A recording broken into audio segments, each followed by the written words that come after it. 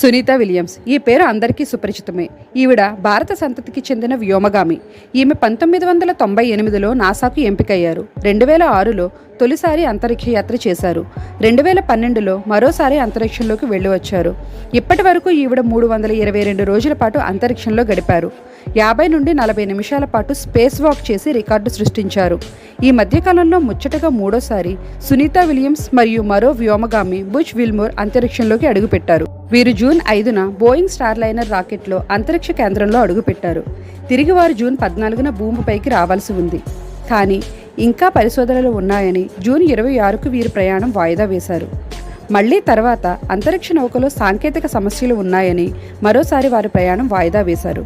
వీరు ప్రయాణం చేస్తున్న నౌకలో హీలియం లీకేజ్ సమస్య వచ్చిందని, నాసా ఇంజనీర్లు సమస్యను పరిష్కరించేందుకు కృషి చేస్తున్నారని తెలిపారు. దీంతో ఈ ఇద్దరు వ్యోమగాములు భూమిపైకి ఎప్పుడు తిరిగి వస్తారనే స్పష్టత లేదు.